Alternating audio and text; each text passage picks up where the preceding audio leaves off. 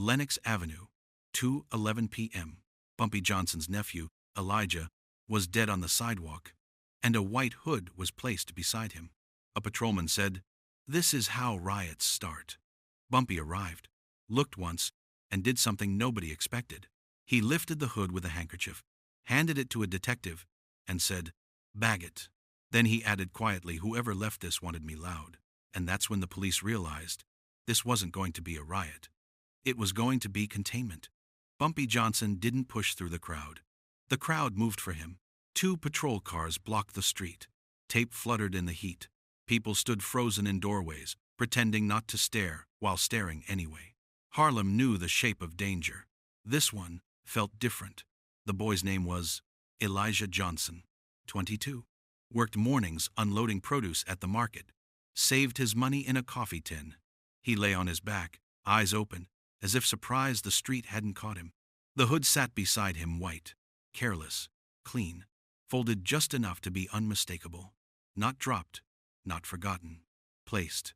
Bumpy looked at Elijah first, long enough to register the loss. Then his eyes shifted to the hood, and that's when the air changed. Grief passed. Calculation stayed. A young officer swallowed and said it again, softer this time, like he was trying to convince himself. This is how riots start. Bumpy didn't raise his voice. He didn't argue. He bent down, pulled a handkerchief from his pocket, and picked up the hood like it might stain him. He held it for a moment, weighing it, then handed it to the nearest detective. "Bag it," Bumpy said. "Whoever left this wanted me loud." The detective blinked. "Mr. Johnson, they won't get it," Bumpy continued calmly. "But you will." He straightened, adjusted his coat, and finally looked around at the watching faces, shopkeepers, mothers, old men who'd seen too much history repeat itself. "No one touch anything," he said. "Not as an order, as a certainty. This doesn't get messy." And for the first time since the body hit the sidewalk, Harlem believed him. Because when Bumpy Johnson spoke like that, it wasn't comfort. It was a warning aimed at someone who hadn't yet realized they'd already lost control of the room. By dusk, Harlem had done something the city never expected it to do. It stayed quiet, not the quiet of fear, the quiet of discipline. Storefront lights clicked off early, card tables disappeared, radios played low behind curtained windows. Men who usually filled the sidewalks leaned in door frames instead, watching the street like it might confess. People didn't talk about Elijah out loud. They didn't need to. His name moved through the neighborhood in glances and half-sentences. A woman at the bakery pressed an extra loaf into a grieving aunt's hands without charging her. A preacher kept his church doors open late, not to preach, just to sit with whoever needed somewhere to breathe. And through it all, Bumpy Johnson moved like a man with time. He didn't convene a meeting. He didn't summon lieutenants. He didn't send boys running with messages. That was important. Power that has to announce itself is power that's slipping. Instead, he walked. Past the barbershop where old men played checkers and pretended they couldn't hear police radios. Past the numbers spot where the runner's hands shook as he counted, not from greed because everyone understood what a daylight insult meant.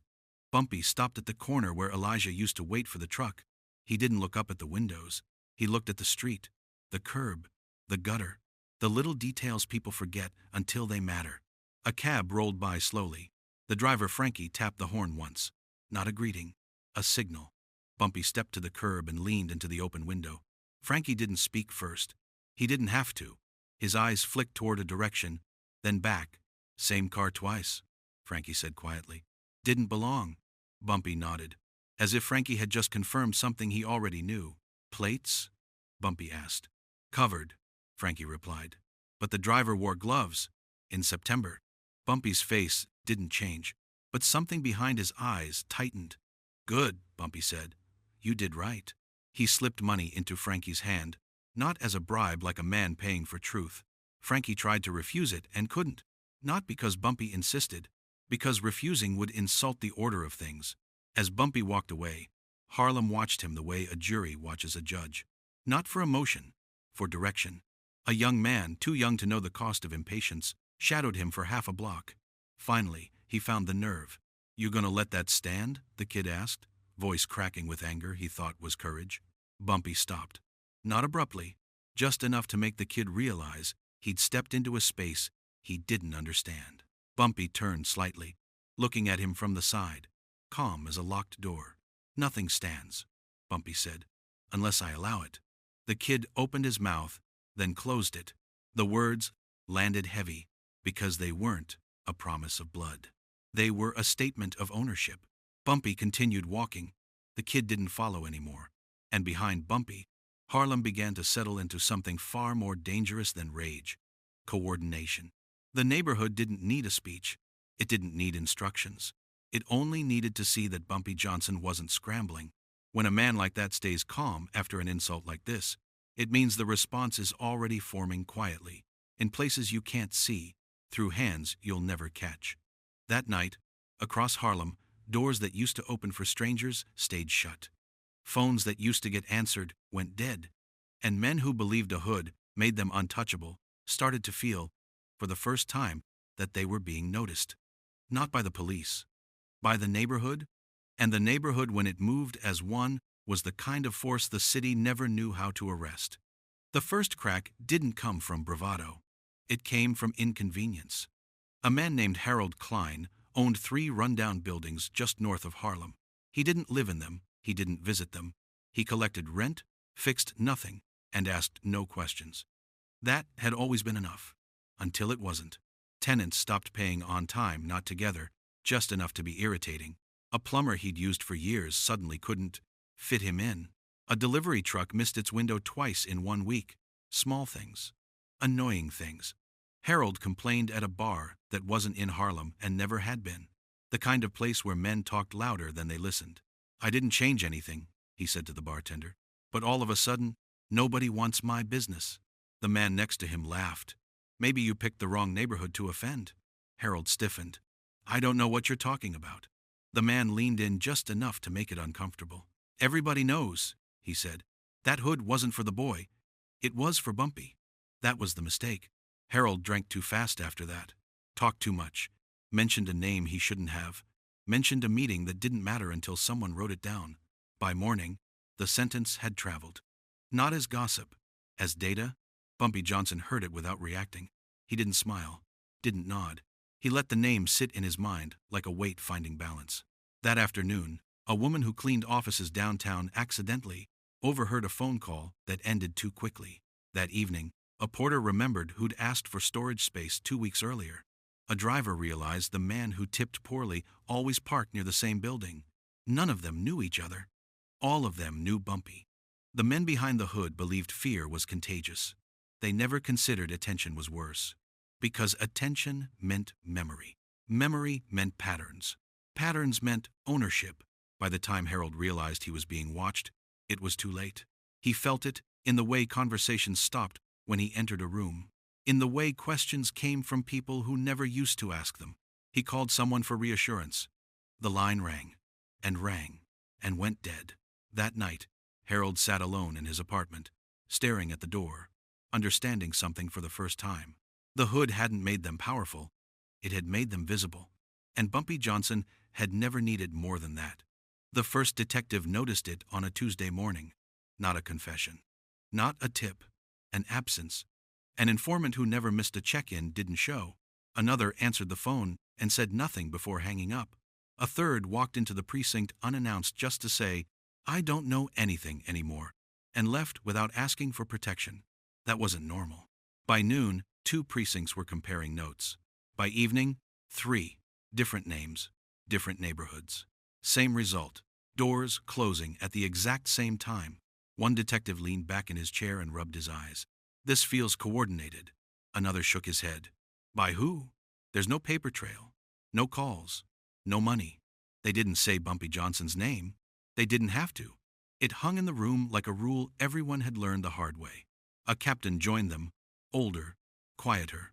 He listened, flipped through the reports, then stopped at a page and tapped it once. These men aren't scared of us, he said. They're scared of being cut off. That landed heavier than any threat. Later that night, a detective drove past Lenox Avenue and saw Bumpy standing outside a closed storefront, talking to a man he'd never seen before. No raised voices, no handshakes. Just 2 men exchanging information like they were trading the weather. The detective slowed the car, watching. Nothing happened. That was the problem. Back at the precinct, someone finally said it out loud, the sentence that rearranged the whole board. "This isn't retaliation," the detective said. "This is containment." The room went quiet. Containment meant planning. It meant patience. It meant someone had identified every weak joint in a structure and decided, calmly, where to apply pressure so nothing spilled. Containment meant the police weren't chasing suspects. They were being allowed to find them. And the realization hit all at once, sharp and uncomfortable. Bumpy Johnson wasn't interfering with the investigation. He was ahead of it. By the time the police understood that, the names they were circling had already started making mistakes. Calls placed too late. Meetings rescheduled too quickly. Routes changed without reason. The city thought it was watching a crime unfold. What it was really watching was control being reasserted, quietly, by a man who never once asked permission. The police thought the arrests would come first. They were wrong. It started with a man walking into the precinct just after sunrise.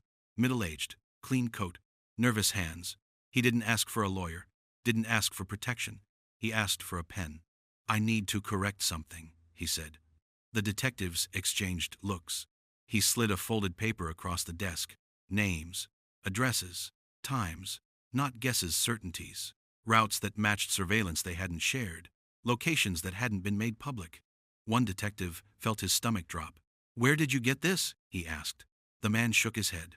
"I wasn't given this," he said. "I was allowed to remember it." An hour later, another list arrived. Different precinct. Same handwriting style. Same accuracy. By noon, 3 jurisdictions were calling each other, comparing notes that lined up too cleanly to be coincidence. No wiretaps. No warrants. No shared task force.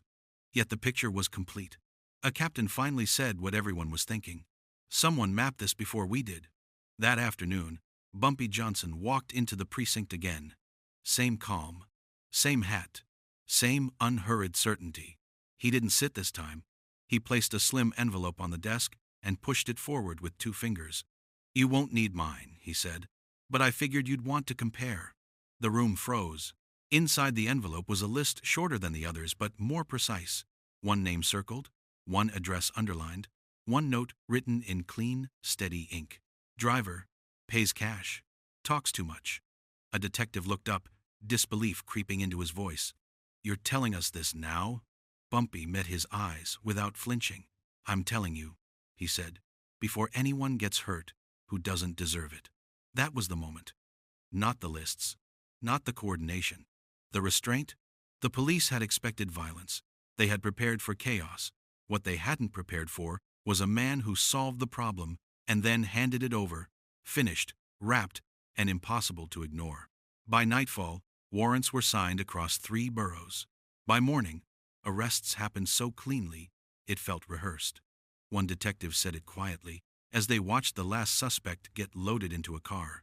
"I've never seen anything like this." Another answered without looking away.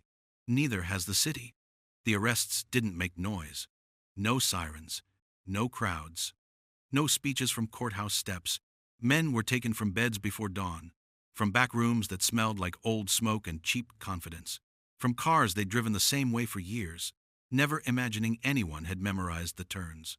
The city called it efficient. Harlem called it finished. Bumpy Johnson didn't attend a single arrest. He didn't watch from across the street. He didn't send anyone to count bodies or headlines. By the time the news reached Lenox Avenue, he was already somewhere else doing something ordinary. That mattered. Elijah's funeral was small, closed casket, family only. Bumpy paid for everything and arrived early. He spoke to no reporters, no police, just the people who mattered. He stood with the family long enough to be felt, not long enough to be seen. Afterward, he walked alone. The hood never came back, not as a warning, not as a symbol. It vanished into evidence lockers and quiet files, and the kind of memory men don't brag about surviving. Years later, detectives would admit something they couldn't put in reports. That the city had been spared, not because violence was stopped, but because it was never unleashed. That Bumpy Johnson proved something most men in power never learn. You don't need chaos to win. You need patience. You need people. You need to know when to end things so completely they don't echo. Harlem remembered that lesson long after the names faded. Because the most frightening thing about that week wasn't what Bumpy Johnson did, it was what he didn't do. And everyone who understood power understood why. If restraint scares you more than revenge, say why. And next, how one quiet mistake guaranteed this outcome before it ever began.